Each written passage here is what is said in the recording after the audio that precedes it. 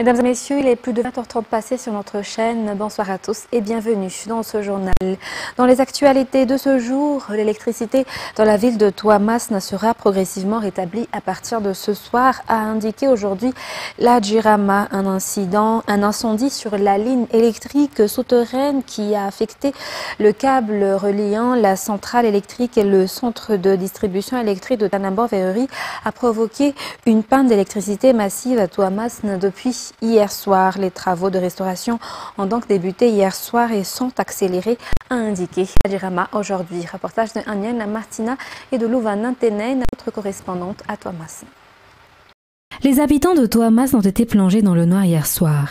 Hier à 17h, une panne généralisée d'électricité a eu lieu dans cette ville, suite à l'incendie des lignes électriques souterraines qui relient la centrale électrique et la distribution d'électricité à Tanambo-Verrerie. C'est une perte énorme, a déclaré le directeur général de la Jirama, actuellement sur place. Les dégâts sont très importants puisque constatés sur les lieux, 5 lignes électriques ont pris feu la nuit. C'est un événement rare. Cependant, depuis que le problème est survenu, tous les techniciens et les pompiers ont été mobilisés pour résoudre ce problème et au moment où nous parlons, les travaux de restauration et de remplacement de ces câbles électriques brûlés sont en cours depuis hier soir, précise le directeur général de la Jirama. Des efforts sont déployés pour établir progressivement l'approvisionnement en électricité à Toamasn aujourd'hui à partir de 18h. Certains usagers, comme les gros clients, devraient en bénéficier demain. Face aux énormes tâches à accomplir, le gouverneur de la région nationale en a appelé aujourd'hui à une coopération de la population de Toamasn. Lors des travaux de dépannage ce matin, une autre sous-station a pris feu, mais le sinistre a été maîtrisé à temps sans occasionner de dégâts majeurs. Toujours dans cette page économique, le prix du carburant n'augmentera pas tant que des filets de sécurité pour les secteurs vulnérables ne seront pas mis en place, a déclaré aujourd'hui le ministre de l'Énergie et des Hydrocarbures. Il a également souligné qu'il y aura un changement dans le prix du carburant du pays et que cela est dû à des raisons internationales et à l'évolution vers une politique de libéralisation dans la gestion du carburant. Le prix du carburant dans le monde, ce qui est bon à savoir, n'est pas fixé tous les jours. L'effort du gouvernement est que la hausse ne soit exorbitante. Reportage de Sylvain Aniel Martina sur les images de Secha Angelab. Il ne s'agit pas d'une augmentation, mais d'un changement ou d'un mouvement de prix du carburant qui va être appliqué à Madagascar prochainement. Au cours des 5 dernières années, le gouvernement a eu pour objectif de maintenir le prix du carburant stable et un prix unique. Mais à cause de cette politique, au moment où le prix du carburant à l'international augmente, l'État devait faire des subventions pour maintenir le prix au niveau des consommateurs. Ainsi, selon la décision du Conseil d'administration du Fonds monétaire international, ou FMI, en juin dernier, Madagascar doit procéder au système d'ajustement automatique des prix des carburants ou au mécanisme automatique des prix des carburants.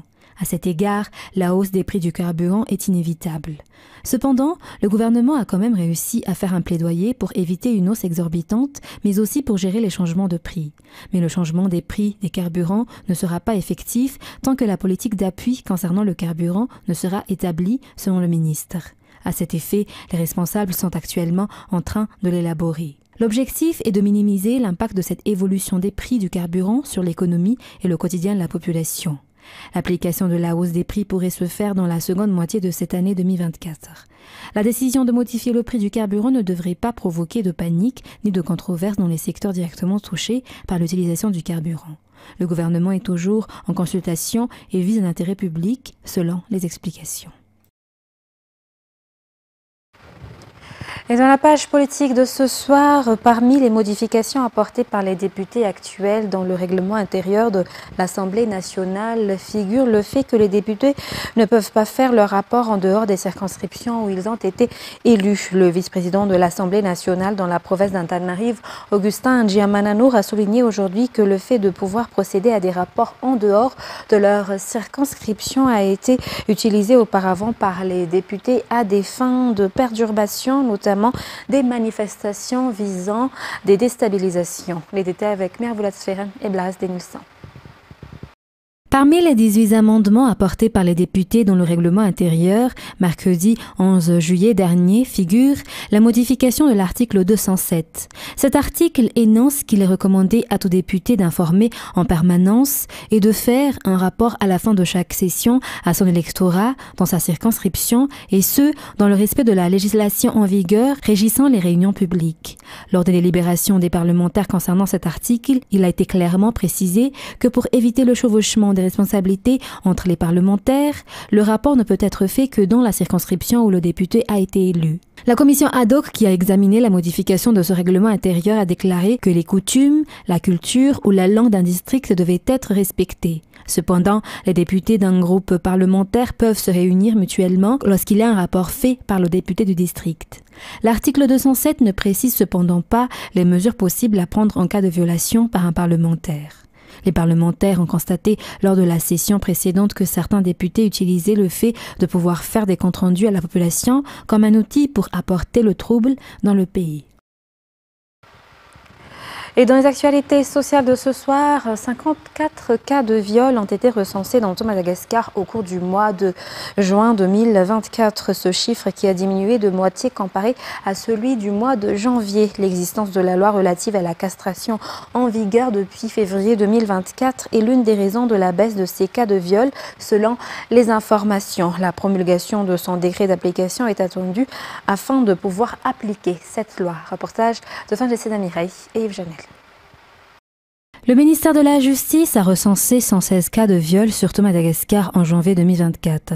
Et selon les statistiques de juin, le nombre de cas de viol a diminué à 54.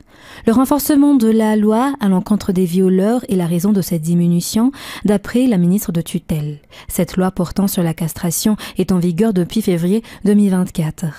Dans le cadre de la mise en œuvre de l'objectif du ministère, qui est la justice de proximité, tout un chacun a pu découvrir les actions en faveur d'un meilleur système judiciaire à Madagascar et pour des conditions de vie plus humaines des personnes détenues, à travers la journée porte ouverte sur la justice organisée par le ministère de la Justice sur le parvis de l'hôtel de ville à Nalankel. Et l'association des transporteurs a commencé la réhabilitation du pont dans le Fukuntan de Faravou, à la commune d'Abat-Faval, district d'Anjamasn. Selon les informations, l'objectif est de faciliter la vie de la population d'Anjamasn, mais aussi pour le bénéfice des transporteurs. La population appelle également le gouvernorat d'Analamang à poursuivre les travaux entamés à Anjamasn. Le point sur les images d'Anzaran Jansu. Ce pont relie le district d'Anjamasn aux autres districts. C'est le lien qui relie les habitants d'Anjamasn au reste du pays. Le pont est endommagé et l'association des transporteurs d'Anjamasn, qui regroupe de nombreuses coopératives, a décidé de prendre en charge sa réhabilitation. Ce pont est sise à Faravouach dans la commune d'Abat-Faval. Selon les explications, ce mauvais état est à l'origine de l'insécurité et complique la circulation des personnes et des produits. Les représentants des habitants ont montré leur reconnaissance face à ce geste des transporteurs, car la réhabilitation de ce pont stratégique pour Anjamasn atténuera complètement les difficultés au quotidien de la population. Les habitants ont également appelé l'État, notamment le gouverneur d'Analamang, à poursuivre les travaux déjà entamés dans le district d'Anjamasn, notamment la réhabilitation des routes. Parlons à présent environnement et développement durable. Un atelier régional pour l'Afrique de l'Est est organisé aujourd'hui et demain à Antananarive dans le cadre du programme Global Monitoring for Environment and Security.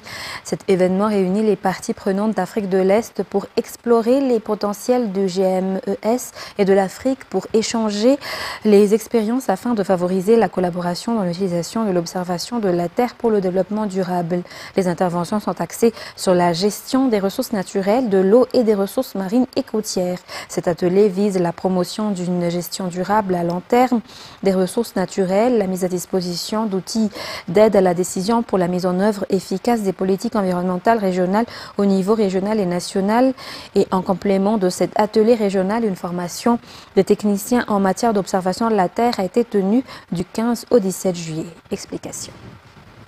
C'est un événement mondial, global. À cause des changements climatiques, nous observons maintenant une grande dégradation, soit liée par la montée des eaux, soit liée par les activités anthropiques.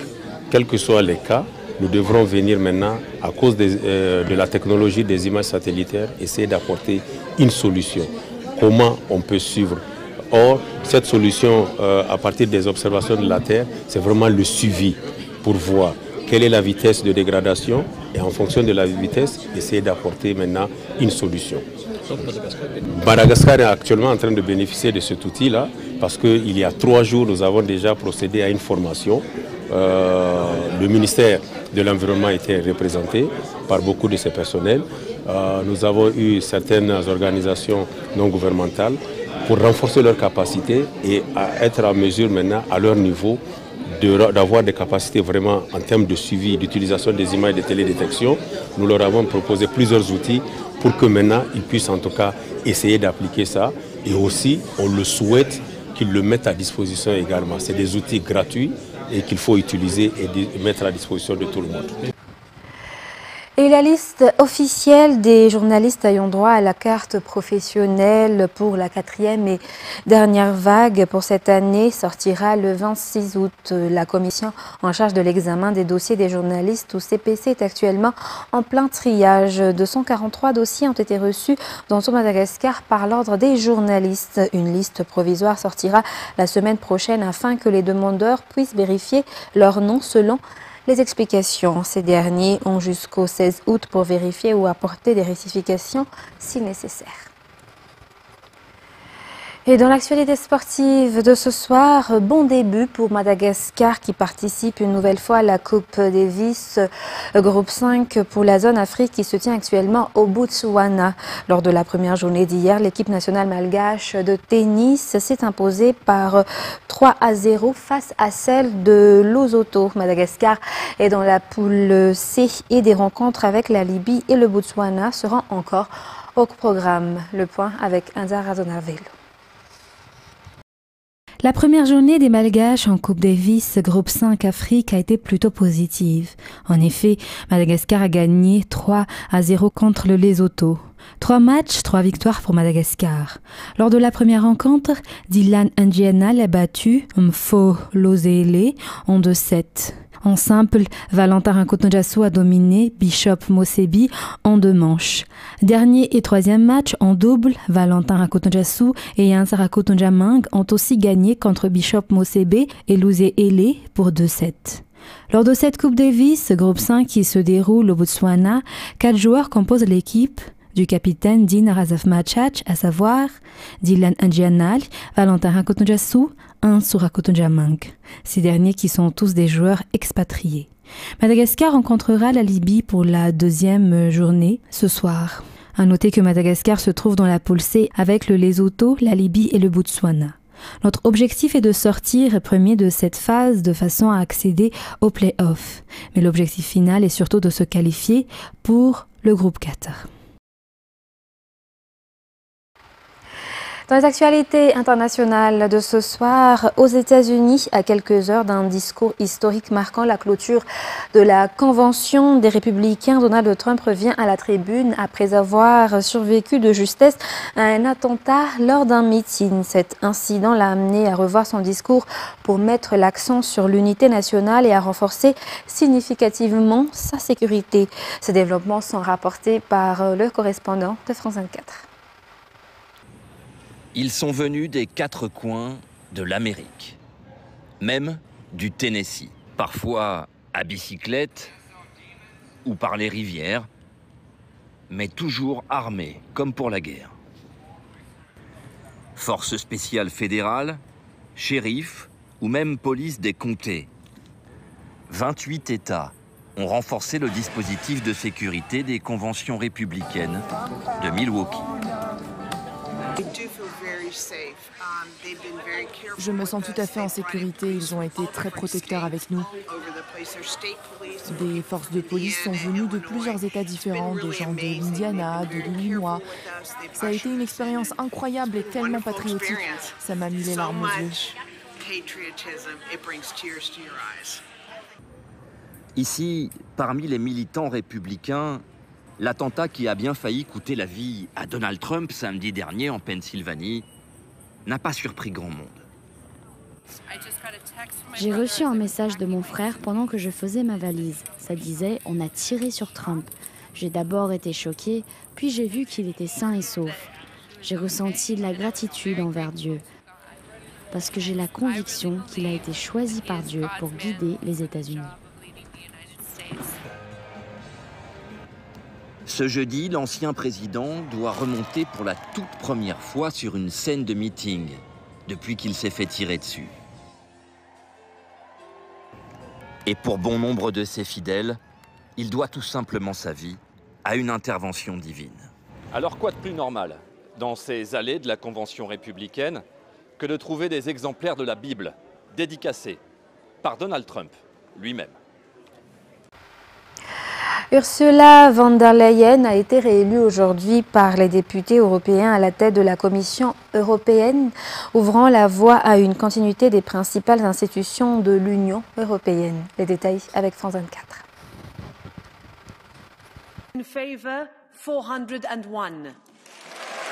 La main sur le cœur et les poings serrés. Ursula von der Leyen peut avoir le sourire, elle réussit son pari, celui de se faire réélire à la tête de la Commission européenne pour un nouveau mandat de 5 ans. Un succès politique qu'elle doit à la droite et au centre, mais aussi aux 53 élus verts, soutien de dernière minute. L'Allemande n'a en revanche pas obtenu les voix des députés de Fratelli d'Italia, le parti de Giorgia Meloni, qu'elle espérait pourtant rallier. Dans la matinée, Ursula von der Leyen avait présenté sa feuille de route. Baisse de 90% des émissions d'ici 2040, création d'un commissaire au logement, mais aussi renforcement de Frontex. Elle souhaite une Europe forte. Nous traversons une période de profonde anxiété et d'incertitude pour les Européens. Les familles souffrent du coût de la vie et du logement. Les jeunes sont préoccupés par la planète, l'avenir et la perspective de la guerre. Médecin de formation, polyglotte, cette mère de 7 enfants est une proche d'Angela Merkel qui la nomme ministre de la Famille. C'est en 2005. Ursula von der Leyen prend ensuite le portefeuille du travail avant de devenir en 2013 la première femme ministre de la Défense de son pays. Présidente de la Commission européenne depuis 2019, elle n'a cessé depuis février 2022 de prendre la défense de l'Ukraine, n'hésitant pas aussi à tourner le dos au pétrole et au gaz russe, dont dépendait pourtant fortement l'Union européenne. L'Allemande l'assure aujourd'hui, elle veut bâtir une véritable Europe de la défense, en créant notamment un marché unique pour les produits et les services militaires. Et en France, les nouveaux députés se réunissent pour la première fois aujourd'hui pour élire le président de l'Assemblée nationale. Un vote à l'issue incertain dans un hémicycle profondément fragmenté et où pourrait se dessiner une ébauche de coalition gouvernementale. Au total, 6 candidats sont en lice, mais d'autres pourraient se déclarer au dernier moment, y compris entre les tours. France 24. Suspense à gauche, le nouveau Front populaire s'est mis d'accord sur un candidat au perchoir du Palais Bourbon. André Chassaigne, député communiste et président du groupe gauche démocrate et républicaine, élu depuis 2002. Nous allons devant l'Assemblée nationale avec une volonté, c'est celle de gagner. Nous pensons que nous sommes en mesure de gagner. Et le perchoir, comme on dit, c'est accessible. Et aussi la décision que nous avons prise, c'est que nous n'allons pas tergiverser, c'est-à-dire que ça soit au premier tour, au deuxième tour, au troisième tour, s'il y a un troisième tour. Du côté du camp présidentiel, Yaël Braun-Pivet candidate à sa réélection. Pour être élue, elle devra récolter des voix au-delà de son propre camp. On se tourne vers les votes et encore les votes, et c'est la parlementaire qui vous le dit. Le groupe Horizon propose de son côté la candidature de la députée du Val d'Oise, Naïma Mouchou, proche d'Édouard Philippe. Ce choix porte sur des valeurs, porte sur une coloration politique à laquelle nous appartenons. À droite, c'est le député des Hauts-de-Seine, Philippe Juvin, qui briguera officiellement la présidence de l'Assemblée nationale. Au centre, Charles de Courson, plus ancien député de l'Assemblée, élu depuis 1993, membre du groupe Lyotte, est officiellement candidat. Du côté du Rassemblement national, c'est Sébastien Chenu qui candidate au poste. Il était vice-président de l'Assemblée nationale pendant la dernière législature. Sur ce, mesdames et messieurs, c'est la fin de ce journal. Nous vous remercions de votre fidélité. Restez avec nous. Dans quelques instants, vous allez suivre votre film Tactics Love 2. Sur ce, très bonne soirée sur Viva. Au revoir.